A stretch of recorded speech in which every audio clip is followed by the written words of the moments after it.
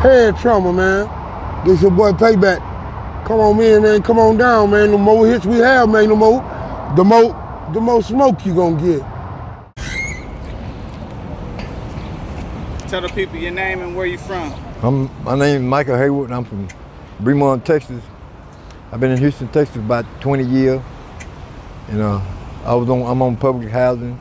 I'm out on the street because they want me to. I'm disabled. I ain't doing no disability yet.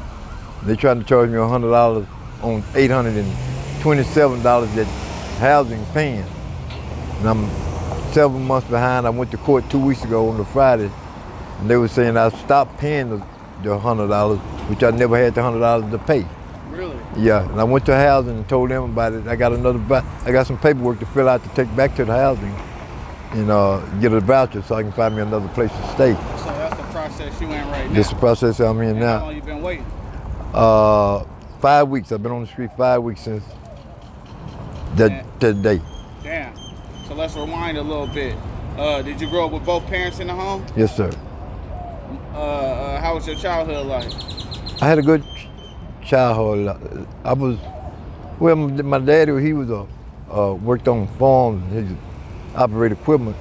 He would break horses. He bought me a horse when I was a kid. Oh, really? Yeah, and I had to break it myself though. He started out and let me finish. And I played high school football, ran track, got a couple of first place medals in track and 440 relay, and I came in second. My cousin used to beat me in the 100. We went district, state, and we won a couple of medals. And, everybody went their separate way, got good jobs. I went to A&M for heavy equipment operator. I'm an engineer. I'm certified by OSHA twice. Went to school up here in Houston in 2007 for Metro. Oh, really? And yes, sir. I'm certified by OSHA twice, and I've been up here since then. And then I got my back injured, and I've been trying to get my paper. I've been trying to get my disability, but it's so hard to do with housing took over. I stayed in my apartments over there on North Line Point for 4 years, and the housing paid all my rent, and I was getting stamps, but my benefit, I went to see the judge twice, but my benefits never did kick in, and then the housing, the apartments trying to make me pay $100 out of my pocket, which I'm injured, and really I moved because I seen too much over there, man. Right, too much trouble. I seen a guy get killed in the daytime, cold-blooded murder, man. Got shot 5 times. Dude took $10 from me and turned around and killed him over his own money. What? Yeah, and brought him in daylight. And the dude, when they got him, took him to jail, the dude had $3,000 in his pocket. Wow. And January the 9th of this year, about 4:30 in the morning, I was in my front room sleep. And somebody about 4:30 in the morning, some guy come knocking at my door, beating my door, trying to kick my door in, talking about killing me. I don't know who it was. I never did find out. He took the laws. It was 4:30 when I called, took the laws. It was 7 o'clock when the law got there. I called 4 times and it took them just that long to get to my house. What? Yep, I guess they wouldn't believe in what I was saying. That's where you just moved from? That's where I just left from. I left everything out there, man. I don't want to be out there no more. I feel my life was in danger. And in the position I'm in, I'm handicapped, I can't defend myself, Right. So if you don't mind me asking, how'd you get injured? I was on a Metro bus 2007, and the bus took off and I fell backwards. It hurt my back. And I went to chiropractor and everything, and it got MRI, but I went to see the judge twice, but I never did receive no money. And so when the housing took over, gave me a place to stay, I didn't work, but the injury got bad and better. And then I had a pinched nerve in my right leg, which it wore out my muscle in my hip. And that's what got me in the wheelchair for the day. And how long you been in a wheelchair? From about 15 months. About 15 months? Yes. They just left me a new wheelchair 2 days ago, right here on the corner already. I was sitting over there, yeah. So you still going through therapy or? No, I'm not going to therapy right now. I'm sitting. I got a clinic I go to, and I'm finna get the next month. I supposed to have this operation on my hip, and the stuff shot in my back on April. Okay. Because April the 5th, I go get 2 MRIs, one on my back, one on my hip, and then April the 11th, I go see a specialist. You know. And you said you've been out here for 5 weeks. 5 weeks, a month and a week. What's your experience been like, man, since you've been out here? What you been? Oh well, it's kind of rough sometimes. I don't sleep in the same spot every night. I change, you know, because people at night is a different world, man. Right. Yeah, you know, So, I try to stay low profile on that. Oh, really? Yeah, because man, people they come through and at night, and you know the bars is on that side, and motorcycles and cars they run down here through the night running loud and throwing eggs and you know, there's a lot happening at night. So the civilians come through and throw stuff at you guys while you guys are sleeping? Yes, sir. Yes, sir. But then, early part of the night, some people come by and they give out food, money and stuff. But late at night, it's different. It changes over, you know. Sometimes you sleep, sometimes you don't. Yeah. So how do you deal with that? Just deal with it, brother. Best way we can. You know, it's a couple of us older guys. We sleep together, you know, look out for each other. Cause, you know, like sometimes he got to go one guy got to go somewhere to take care of business. We watch each other's bags and yeah, stuff like that. So those 5 weeks you've been out here, man, what's a typical day look like for you, from morning to night? Well, I just sit around. I go to the park, you know, spend a little time, try to, you know, catch up, try to get all my paperwork right, what I need to do to get better, man.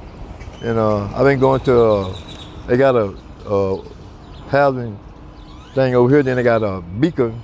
They feed every day at 11 o'clock. And they let you go in and take showers and wash your clothes and stuff like that. We stay pretty clean. I mean, it's up to you because the water and soap is there. They, you know, they efficient with that. Right. So if you want to shower, you can shower. Every day, yes, sir. You don't. Yes, sir. But they feed you guys too every morning. And eat breakfast and lunch. Breakfast and lunch. Yep. Okay. Most times dinners come by with people that, you know, give out here and out. Okay, so people do come here, give you guys food. Money. Yeah, money. I got $20 one day. He surprised me. Oh, really? Yeah. You know, some people got good people, and you got bad. You know, it's everywhere. But I've been hanging. You been hanging? Yeah. Can't do nothing else. You look good. Yeah, you know, good, yeah. They look out for the people, man. In Houston pretty well. That's a blessing, man. Right. Because. So, do you have any regrets in life? Yeah, I have some. I have a lot. How are you dealing with that? Well, you know, I most of the days to myself, but I put it in God's hand, let him, you know, I said, well, if I can't handle it, I'm gonna let you have it. You know, I go to church sometimes. People come by and offer us to come to their church, and we go and they pay the bus fare or come pick us up and stuff like that. If you could do it all over again, man, at what age would you start? I guess I started about 21, I guess. 21? Yeah. So that's when you was like at your prime, huh? Yeah. I had a good job because I was certified. I went to school for I'm a heavy equipment operator. I went to A&M for that, and I got OSHA certified. You know, I worked a couple of good jobs. And then I moved to Dallas, and I worked in the inside of a waste container company for a while. And then I left there, came back home, and I worked at moving furniture and company, and then I worked at a fast food place too. I had kept 2 jobs. Okay. Yeah, and Okay. you know. So you kept yourself pretty busy. Yes, I did. Yeah. And what's the biggest lesson you learned since you've been out here, man? Mind your own business and stay out the way. That's the best thing that's what I've been doing, man.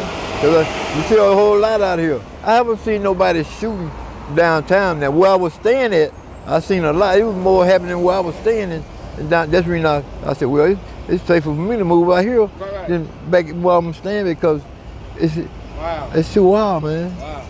They're shooting, and because when I first moved over there, I had a downstairs apartment, and the guy's mother stayed upstairs from me, and when her son got killed in an apartment on the other side upstairs one night, and I didn't find out about 3 days later. And then I seen, since I've been there the 4 years, 8 people got killed over there. 8 people. And one girl got shot twice in the stomach, but she survived. Yeah. 8 people got killed, and about 3 people, well, like before I left, a girl in the apartment, she died that Friday. Because I had went over to the house at Wednesday, and she wanted some water, and I gave her, Kool-Aid, I made her some Kool-Aid. That Friday, she was dead, they came and got out.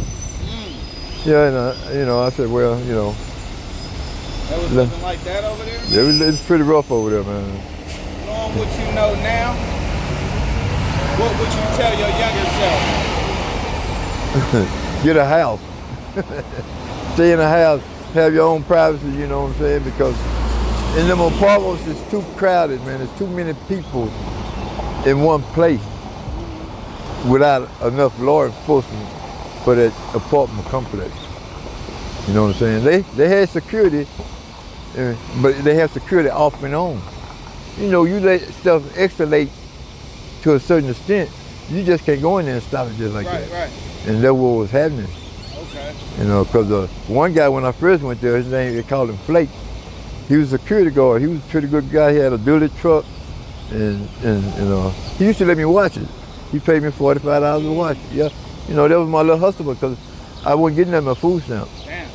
I had to get that, back and forth to my apartment, But it was, I survived, man. I survived the best way I could. Okay. I never did starve though. I never did do without food because Beacon and Search and Martha's Kitchen, they provide for the homeless pretty well around here. Right. And clothing with clothes and stuff, We, and nobody don't supposed to go home around here, Right. don't supposed to be unclean because they gave us water, give you water, soap, raisins, everything, to better present yourself. Yeah.